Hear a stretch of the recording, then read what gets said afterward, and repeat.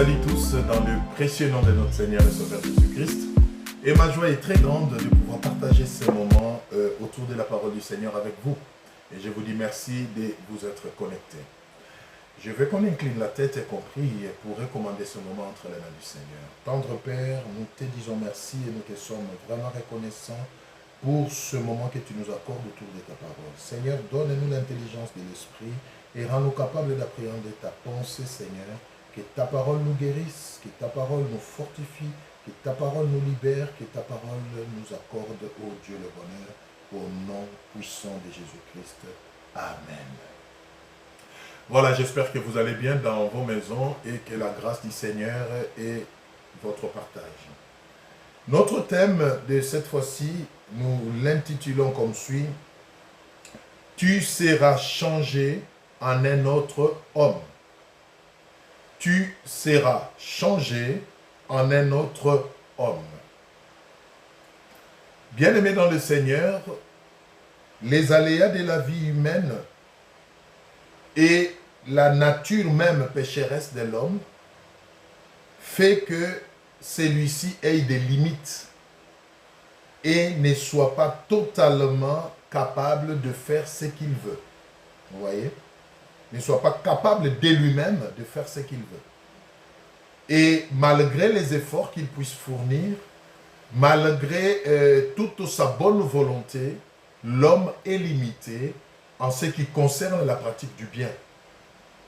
Il a beaucoup plus tendance, malgré lui, à faire ce qui est mal, avec beaucoup plus de facilité d'ailleurs, mais quand il s'agit de faire le bien, c'est comme s'il y a un obstacle, c'est comme s'il y a quelque chose qui le retient, c'est comme s'il y a quelque chose qui le limite et il n'y arrive pas. Vous voyez? Et cela est une réalité indéniable. C'est juste dû à notre nature humaine et le péché qui habite en nous. Mais béni soit le Seigneur qui, par son Fils Jésus-Christ, a vaincu le péché et nous a libérés de sa puissance et de son influence. C'est très important que nous puissions comprendre cela.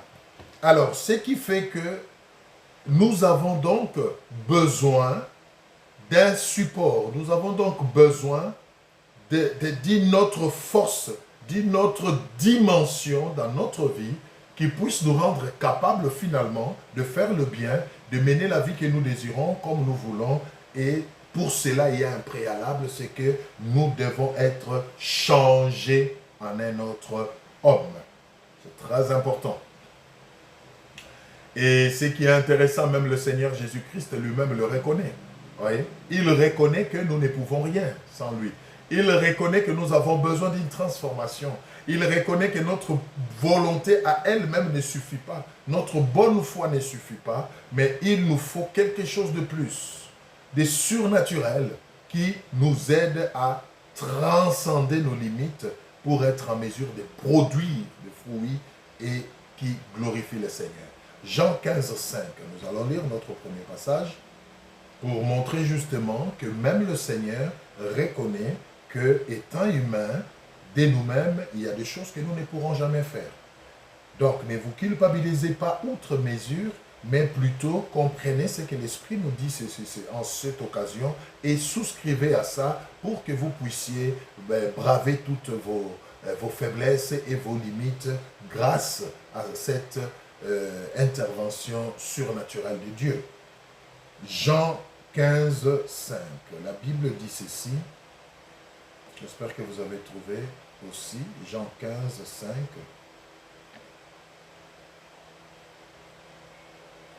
Je suis le cep, vous êtes le sarment. C'est-à-dire, je suis le tronc, vous êtes des branches. Celui qui demeure en moi et en qui je demeure porte beaucoup de fruits. Car sans moi, c'est Jésus-Christ qui parle ici, hein, car sans moi, vous ne pouvez rien faire. Ici, j'aime parce que ce n'est pas un apôtre qui parle, ce n'est inspiré par l'Esprit de Dieu ou quoi, non. C'est Jésus-Christ lui-même pendant son séjour terrestre. Il dit, je suis le cep, c'est-à-dire le tronc. Et vous, vous êtes des sarments, c'est-à-dire les branches. Vous devez rester connecté sur le cep que je suis. Demeurer dans le cep que je suis, de manière à ce que vous soyez en mesure de porter des fruits. Parce que sans cette vérité, vous ne pouvez rien, dit le Seigneur lui-même. Donc, j'aimerais vous apaiser, vous qui vous culpabilisez, vous qui vous mortifiez à cause de vos limites. Il y a des gens qui se culpabilisent, mais je m'aimerais bien, mais pourquoi je n'y arrive pas? Je vais encore doubler les efforts, je vais encore faire beaucoup de sacrifices. Non, ce n'est pas un problème de doubler les efforts, bien-aimé. Ce n'est pas un problème de faire encore beaucoup plus de sacrifices, non. C'est juste un problème, bien-aimé, de comprendre que nous devons être changés pour être capables de faire certaines choses. C'est tout simplement ça. Ce n'est pas nécessairement un problème d'effort, ce n'est pas nécessairement un problème de sacrifice à faire ou quoi. Non, bien-aimé. C'est un problème spirituel. Notre nature humaine et pécheresse nous limite. Mais nous pouvons être changés en un autre homme pour nous placer au-dessus de nos limites et être capables de vivre librement et d'accomplir ce que nous désirons pour la gloire de Dieu. C'est ce que Jésus a dit, sans moi, vous ne pouvez rien faire. Rien du tout. Même le Seigneur le reconnaît. C'est très important. Et c'est ce qui a fait que quand il est ressuscité, avant de s'en aller, il a fait une promesse. Il a été avec les disciples, il les a enseignés, il leur a montré le chemin par des miracles, par ceci, par des prophéties qui se sont accomplies. Il a prédit sa mort, ça s'est accompli, il est ressuscité comme il avait dit. Mais avant de s'en aller, Jésus était bien obligé de faire une promesse. Oui, c'est très important. Il était bien obligé de faire une promesse pour rassurer les disciples que je ne compte pas sur vous. Étant humain, et vous-même, ne comptez pas sur vous-même pour faire la suite de ma mission. Vous ne serez pas capable. Je le sais. J'ai planté, je vous ai équipé, je vous ai vraiment, je me suis investi en vous. Je le reconnais. Mais je reconnais que vous n'arriverez à rien de vous-même. Vous avez besoin de quelque chose, besoin de la puissance de Dieu, besoin d'être transformé pour que vous arriviez à vivre l'héritage que je vous ai laissé.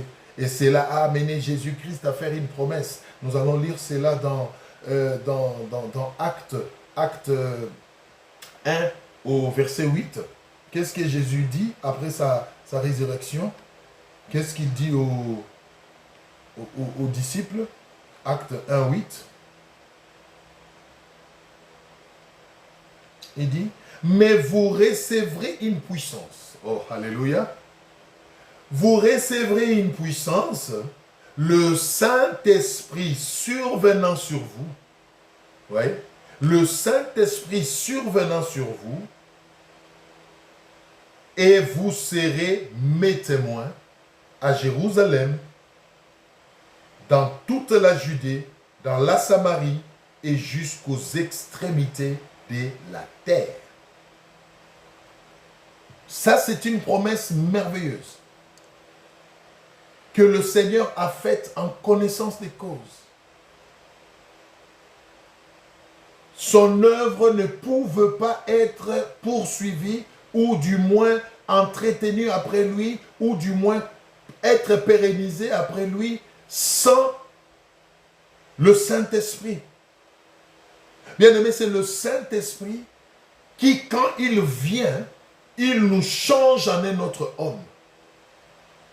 Il nous révèle des capacités surnaturelles, des capacités spirituelles qui nous permettent de braver nos limites humaines, de braver le péché et d'aller au-delà pour accomplir, pour opérer dans la dimension surnaturelle qui permet de produire des fruits. Tu seras changé en un autre homme. C'est très important, bien-aimé. Très important. Tu as besoin d'être transformé. Tu as fourni beaucoup d'efforts pour arrêter certaines choses. Tu n'y arrives pas, tu le sais. Et tu es même en train de fois d'en souffrir dans ton cœur. Tu me dis, mais pourquoi je n'y arrive pas? Mais qu'est-ce qui se passe? Eh bien, ce qui se passe, je te le dis, c'est ta nature humaine et pécheresse. Et je te le garantis, tu n'y arriveras jamais sans l'aide du Saint-Esprit, sans être transformé par la puissance du Saint-Esprit. Jésus le savait. Votre bonne volonté ne suffit pas. Ah oui, la bonne prédisposition de votre cœur à faire le bien, à changer, ne suffit pas. Vous avez besoin, en plus de tout ça, de la puissance du Saint-Esprit. C'est lui seul qui peut vous rendre capable d'atteindre des dimensions que vous n'arrivez pas à atteindre, de devenir cet homme que vous voulez devenir, de devenir un bon parent, de devenir un bon mari, un bon pasteur, de devenir un bon collaborateur, de devenir un homme de prière, un homme qui craint Dieu. Seul le Saint-Esprit peut mettre en vous la faim et la soif de la parole de Dieu. Bien-aimé, trouver du bonheur dans la présence de Dieu. Aimer partager la parole de Dieu. Passer du temps dans sa présence. Ça ne vient pas de nous. C'est le Saint-Esprit qui fait ce travail. Et pour cela, nous devons être transformés par sa puissance. Voilà pourquoi même Pierre, malgré tout l'amour qu'il avait pour Jésus, il n'a pas pu s'empêcher de le renier. Et pire encore pour son cas, il avait été même prévenu. Je vous pose une question. Croyez-vous que Pierre n'aimait pas Jésus? Si, il aimait Jésus.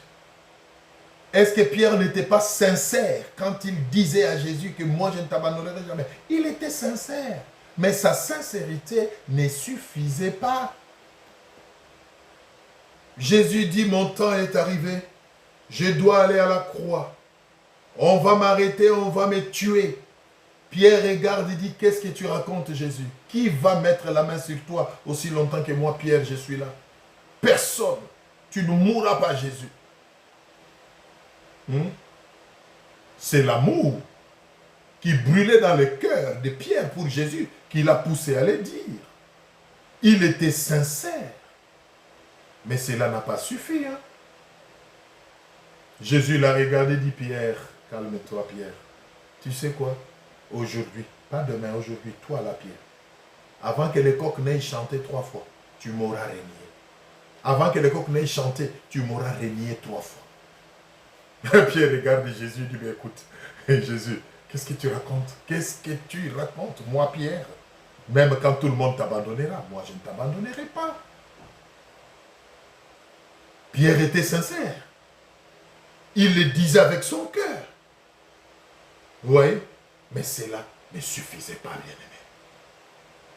Vous avez la bonne foi. Vous voulez changer. Vous voulez abandonner l'impudicité. Vous voulez abandonner l'adultère. Vous avez compris que c'est mauvais. Vous voulez abandonner l'escroquerie. Vous voulez abandonner l'alcool. Vous voulez abandonner la drogue. Vous avez compris que c'est mauvais. Mais vous essayez, vous n'y arrivez pas. Et ça commence même à vous gêner. Vous vous dites, mais qu'est-ce qui se passe? Oui, ce qui se passe, c'est que vous avez besoin d'être changé en un autre homme. Et c'est la puissance du Saint-Esprit seul qui peut vous changer. Oui. Vous haïssez la vie que vous menez. Vous en avez marre. Vous voulez que les choses changent. Vous voulez que les choses s'améliorent. Vous reconnaissez que vous êtes médiocre. Vous voulez devenir meilleur. Vous fournissez d'efforts. Vous travaillez un peu plus. Mais ça n'arrive pas. Oui, ça n'arrive pas. Et ça n'arrivera jamais parce que cela ne dépend pas de vous. Vous avez besoin du Saint-Esprit. Pierre a renié Jésus 3 fois. Et après, le coq a chanté. Il s'est rappelé, oh, mais le Seigneur m'avait prévenu. Oui, le Seigneur t'avait prévenu, mais tu n'as pas pu. Et il est allé se repentir. Bien-aimés dans le Seigneur, nous devons être changés en un autre homme pour être capable d'opérer dans la dimension surnaturelle, pour être capable de braver notre convoitise, les sollicitations de la chair. Nous avons besoin du Saint-Esprit. Vous avez besoin de Jésus. Vous qui êtes déjà enfants de Dieu, vous qui l'avez déjà accepté comme Seigneur et Sauveur, gloire à son nom, parce que là, vous êtes déjà dans la maison, mais désirez maintenant la plénitude. Pierre était déjà en Jésus, il marchait avec lui, il a été formé avec lui, mais cela ne l'a pas empêché de le renier, parce qu'il lui manquait encore quelque chose, il lui manquait encore une dimension qui était le Saint-Esprit. Désirez le Saint-Esprit, vous qui êtes déjà dans le Seigneur. Moi, je me suis toujours dit, s'il y a vraiment une prière permanente qu'un enfant de Dieu devrait faire, c'est la plénitude du Saint-Esprit. C'est désirer la plénitude du Saint-Esprit, afin d'être capable chaque jour de marcher dans la victoire.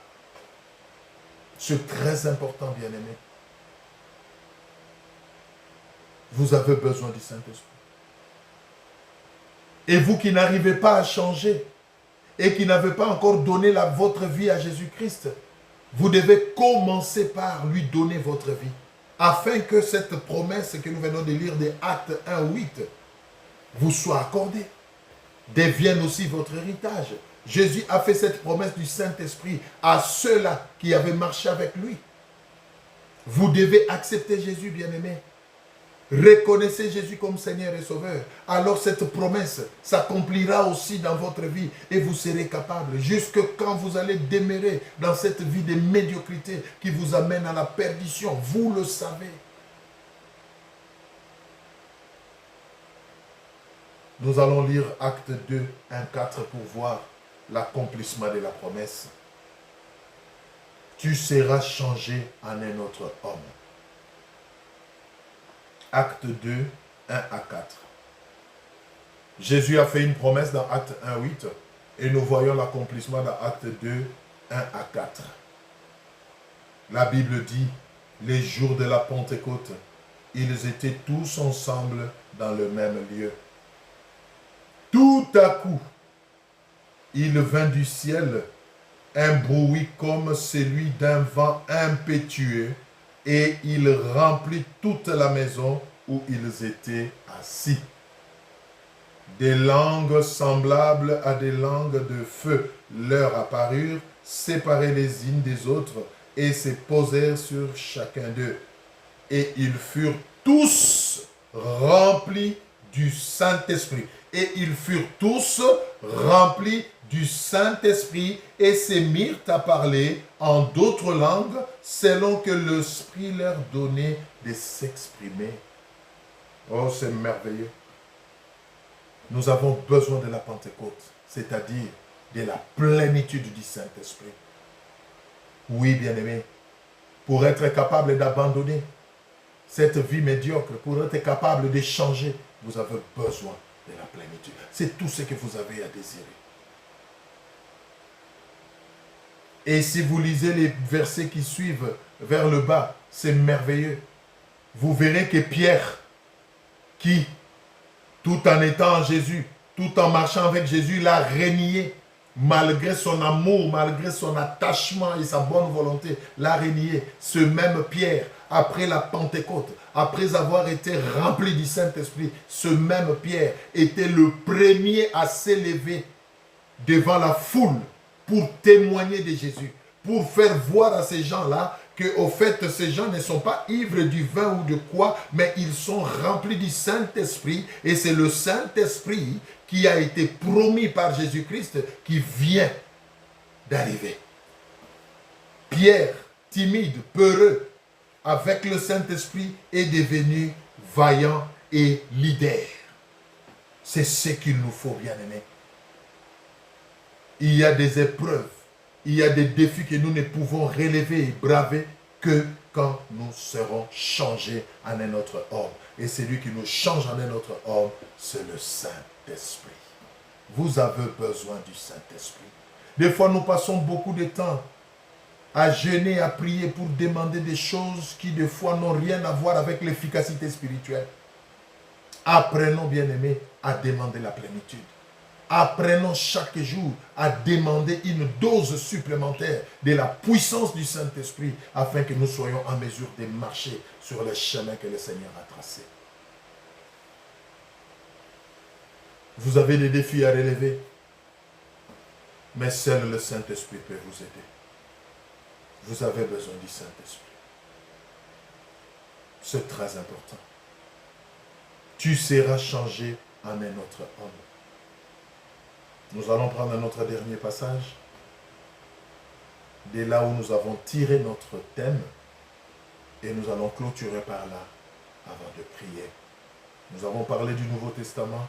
Nous avons parlé de Jésus-Christ pour comprendre, bien aimé, certaines choses. Mais nous allons quand même prendre aussi un cas dans l'Ancien Testament pour vous faire voir que le Saint... Parce qu'au fait, il y a des gens qui croient que le Saint-Esprit est d'actualité à partir de la Nouvelle Alliance. Non, le Saint-Esprit a toujours été là et il s'est toujours manifesté d'une manière ou d'une autre. Alors nous allons prendre juste un cas rapidement et nous allons terminer par là dans la prière. 1 Samuel 10, 1 Samuel 10, nous lisons du 6e verset au 7e. 1 Samuel 10, 1 Samuel 10, du 6e verset au 7e. Vous connaissez l'histoire de Samuel avec Saul.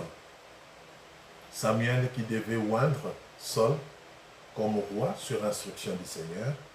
Et nous allons voir ce qu'il lui a dit. 1 Samuel 10, 6 à 7, la Bible dit ceci. Samuel prit une... Non, qu'est-ce que je dis? 6, on ne va pas rentrer au début. Voilà. 6 à 7. L'Esprit de l'Éternel te saisira.